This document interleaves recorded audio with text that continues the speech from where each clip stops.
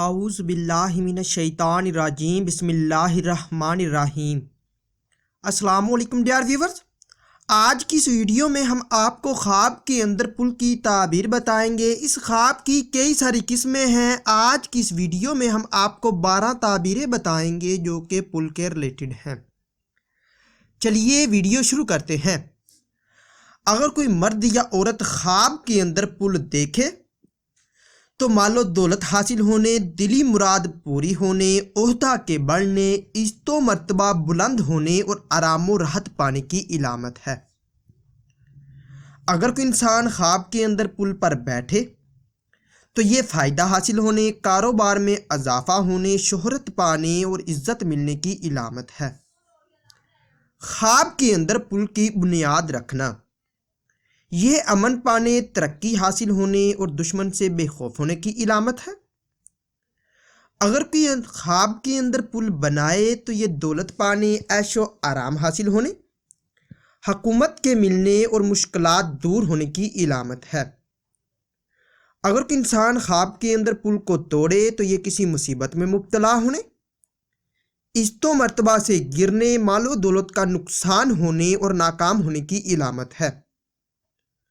خواب کے اندر پل سے گزرتے ہوئے خوف کھانا یا ڈرنا، اگر صرف ڈرا ہے تو امن پانے، فتح حاصل ہونے کی علامت ہے، اور اگر ڈر کر کانپتا ہے تو بیمار ہونے اور رنج و غم پانے کی نشانی ہے۔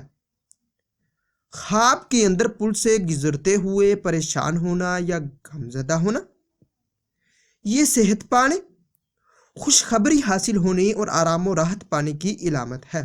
خواب کے اندر پل سے گزرتے ہوئے گرنا، یہ کسی مشکل کے آنے، عزت و مرتبہ کم ہونے اور پریشانی کی علامت ہے۔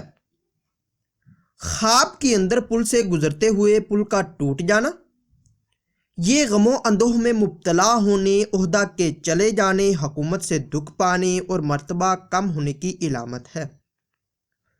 خواب کے اندر پل سے گزرنا یا پل پار کر جانا، یہ حکومت ملنے، مال و دولت میں اضافہ ہونے، امن و امان پانے، مرادیں پوری ہونے اور نیک نام ہونے کی علامت ہے۔ خواب کے اندر پل ٹوٹا ہوا دیکھنا، یہ ناکام ہونے، رنج و غم پانے، حکومت کے چلے جانے اور بدنام ہونے کی علامت ہے۔ خواب کے اندر پل سے گزرنے کی کوشش کرنا مگر نہ گزر سکنا، یہ ناکام ہونے، پریشان ہونے، نقصان ہونے اور بیمار ہونے کی علامت ہے۔